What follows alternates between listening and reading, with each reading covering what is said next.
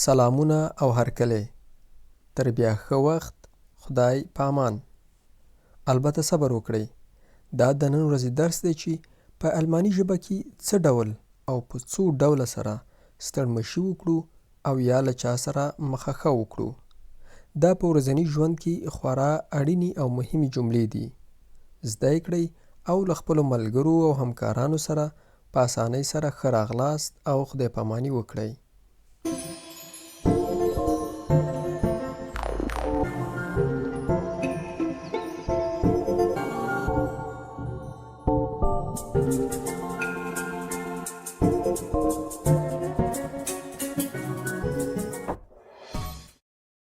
بیګغوسونګن ستړمشي. البته دا جمع ده، یعنی ستړمشیانې. بیګغوسونګن ستړمشیانې یا ښه راغلاستونه، چې په انګلیسي کې د دې معادل ده ګریټینګز. هالو، هالو، سلام. معنی ده سلام. هالو. دا سلام په زیاتره ځایونو، عام او خاصو ځایونو کې، هم په رسمي ځایونو کې او هم غیر رسمي مجالسو ځایونو کې استعمالیږي. هالو. دا سلام لکه د انګلیسي های په څیر یا تقریبا همغه سلام دی چې له ملګرو، دوستانو او یارانو سره په غیر رسمي مجالسو کې کارولی شي یا له هغه چا سره چې ستا ناسته پاسته ډیره وي او صمیمي ورسره کولی شي چې دا سلام ورته وکاروي. های.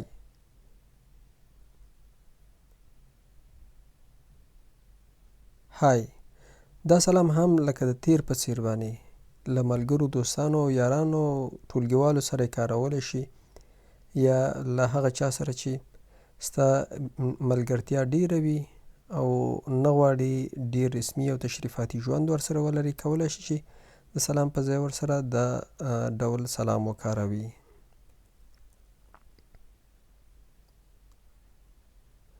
ویلکومن. ویلکومن ښه راغلاست. کټ مټ معنی ښه راغلاست ده. د بیلګې په ډول یوه لوحه یا چېرته په یو خط لیکل چې چاته لیکي چې په خیر راغلی، نو ویلکومن ورته لیکي، یا په مغازه یا دوکان کې چې د انګلیسي همغه ویلکم سره دا جمله معادل ده. ویلکومن. گروس ګاټ. گروس ګاټ سلام. البته دا یو سیمه ییز او ساحوي سلام دی چې په جنوبي آلمان کې او همدارنګه په اتریش کې د سلام په ډول باندې دا ډېر زیات کارول کیږي.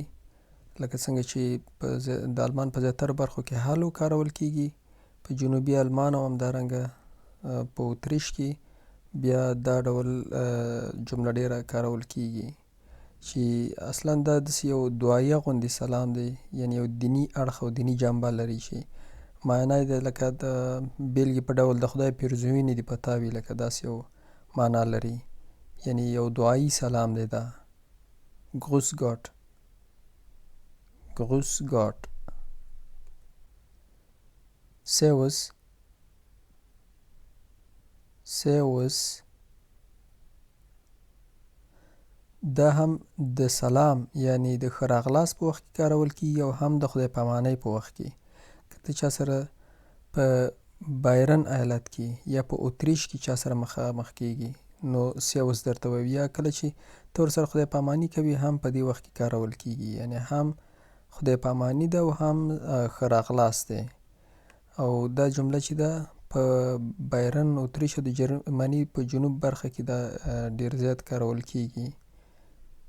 او اصلا چې دا جمله چې دا لاتینی جمله ده چې جرمنۍ ژبې ته رامفغن شوې یا راقر شوې ده، او اوس په رومانیا کې همدارنګه د مرکزي اروپا په نورو ژبو کې هم دا کلمه ډیره کارول کیږي چې هم د خدای پامانۍ او هم د ښه راغلاست په وخت کې کارول کیږي.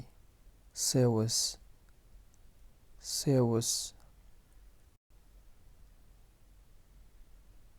Grüezi. Grüezi. د جرمني ژبې دا سلام بیا په سویس کې ډېر عام دی. په دفترونو او رسمي مجالسو کې هم کارول کیږي. Grüezi.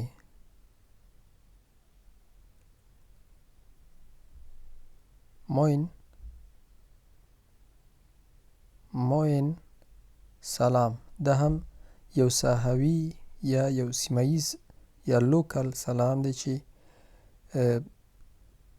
د آلمان په شمال کې ډېر کارول کیږي او ډېر خلک دا سلام په دوستانه او غیر رسمي مجالسو کې کاروي.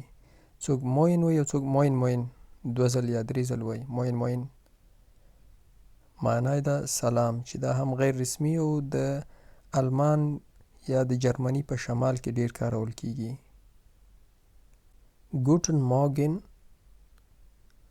Guten Morgen. سهار په خیر.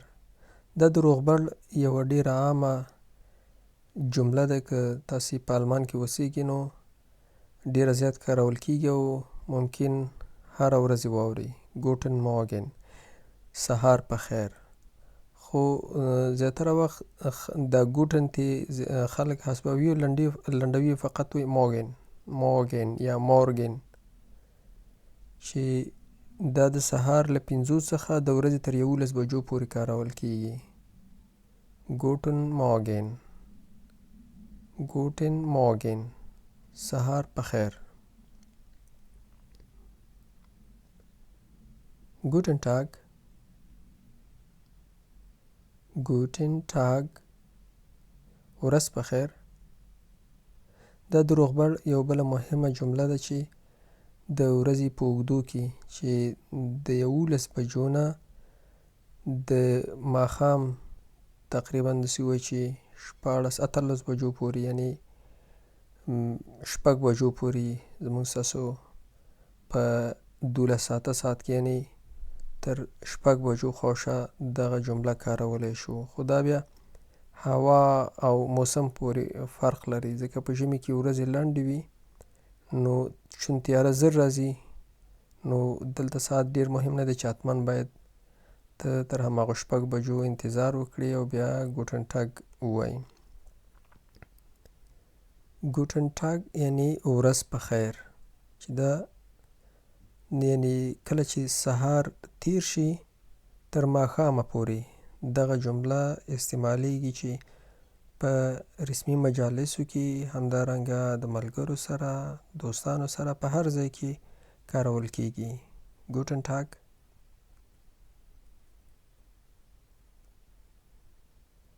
ګوټن آبند.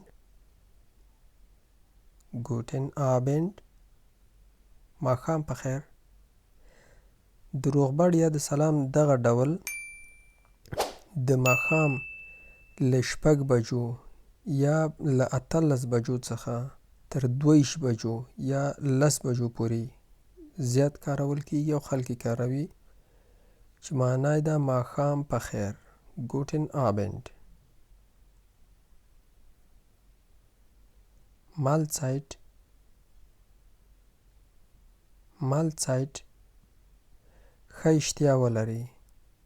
د روغبړ دغه جمله هغه مهال کارولی شي چې د غرمې ډوډۍ پر مهال چا سره مخ شي. یعنې معنی دا ده چې ښه خوراک ولرئ یا نوشیجان دې شه. معنی یې اصلا دا ده. Alles klar. Alles klar. هر څه سم دي. کله چې ته له یو چا سره مخ کېږي نو که دا جمله درته کارول کیږي زیاتره وخت دا له تا څخه یو پوښتنه کوي چې څه حال دی، څه غورې دي موږ تاسې وایو، نو څه روان دي. یعنې دا یو ډول د ښه راغلاست او هرکلي یوه جمله ده. alles klar. هر څه سم دي.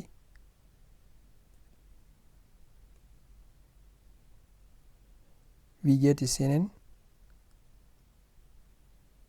Wie geht es Ihnen? څنګه یاست؟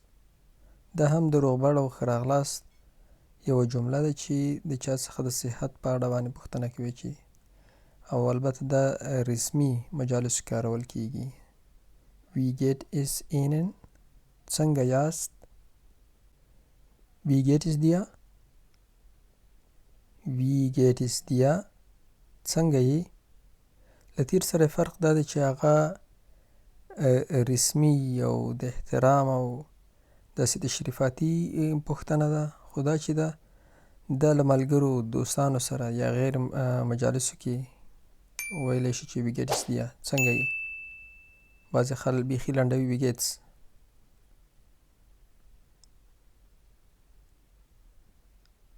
Was ist los؟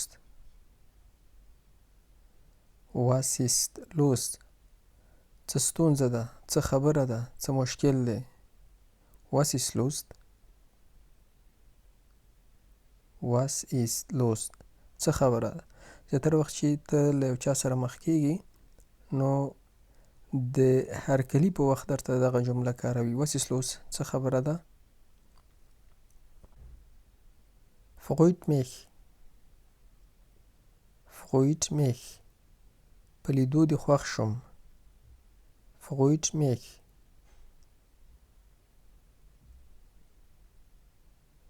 auf Wiedersehen. auf Wiedersehen. تر بیا خدای په امان یا تر بیا لیدلو خدای په امان چې دا د خدای په امانۍ جمله ده. تر دې وړاندې مونږ د ښه راغلاست او هرکلي او ستړمشي په اړه وغږېدو.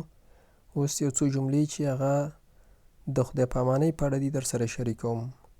auf Wiedersehen تر بیا لیدلو یعنی هدف دا دی چې خدای په امان. auf Wiederhören. auf Wiederhören تر بیا ټلیفون کولو خدای په امان، یعنی هدف دا دی چې ته که چا سره ټلیفون کې غږیږي نو دغه ډول جمله ورسره کولی شي د خدای په امانۍ په وخت کې. auf Wiederhören یعنی تر بیا ټلیفون کولو یا تر بیا خبرې کولو خدای په امان. Tschüss. Tschüss. په مخه دې ښه. د مخکې یا د خدای په امانۍ دغه جمله چې ده دا زیاتره له ملګرو د فامیل له غړو سره کارول کېږي، یعنی ډیره مناسبه نه ده چې ته یې په رسمي مجالسو تشریفاتي ځایونو کې وکاروې. Tschüss. خدای په امان.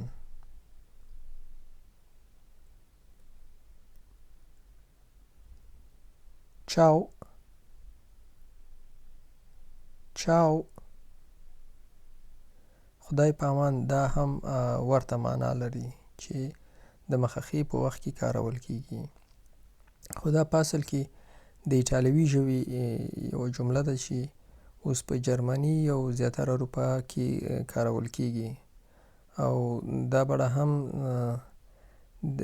له انډیوالانو، ملګرو، یارانو سره کارول کېږي، یعنی په رسمي مجالسو کې په تشریفاتي ځایونو کې مناسبه نه ده چې ته د خدای په امانۍ پر مهال چاو وکاروي. auf Wiedersehen بیا په رسمي مجالسو کې چې موږ مخکې ورته اشاره وکړه هغه تر ټولو مناسبه کلمه ده او رسمي خدای په اماني ده. Gute Nacht. Gute Nacht. ښه شپه. دا جمله د شپې له 9 د سهار تر 5 کارول کېږي یا تقریبا چې سهار شروع کېږي او هم رسمي او هم غیر رسمي ناستوپاسو کې کارول کېږي. Gute Nacht. ښه شپه. Schlaf schön. Schlaf schön. ښه خوب. کله چې یو څوک کټ ته ځي ویده کېږي نو دا جمله ورته کارولی شي چې Schlaf schön ښه خوب یا موږ داسې پښتو کې وایو ښه خوب، ښه شپه، رنګین خوب، نو دا جمله کارولی شي په دې وخت کې. Schlaf schön. Bis später. Bis später. تر بیا یا تر لږ وروسته پورې خدای په امان. دا هم یو ډول خدای په اماني ده او د هغه وخت کې دا کارول کېږي چې ته کله له یو همکار یا ملګري سره خدای په اماني کوي خو ډاډه یې چې وروسته بیا سره ګورئ په هماغې دفتر کې فرض کړئ یو ساعت نیم ساعت وروسته سره ګوري نو دې وخت کې بیس شپېته یعنی تر وروسته پورې خدای په امان یا تر بیا خدای په امان. bis bald bis bald د دې یوه معنی دا هم کیدلی شي چې ژر به ووینو یا هدف دا دی چې تر هغې خدای په امان چې زر بیرته سره ګورو یعنی یو ډول خدای په اماني ده. bis bald bis morgen bis morgen تر سبا خدای په امان. دا ډول خدای په اماني هغه مهال کېږي کله چې ته چا سره ماښام کې یا تر د ورځې په اوږدو کې خدای په اماني کوي خو ډاډه یې چې سبا بیا سره وګورئ نو یعنی تر سبا پورې خدای په امان هدف یې دا دی. bis morgen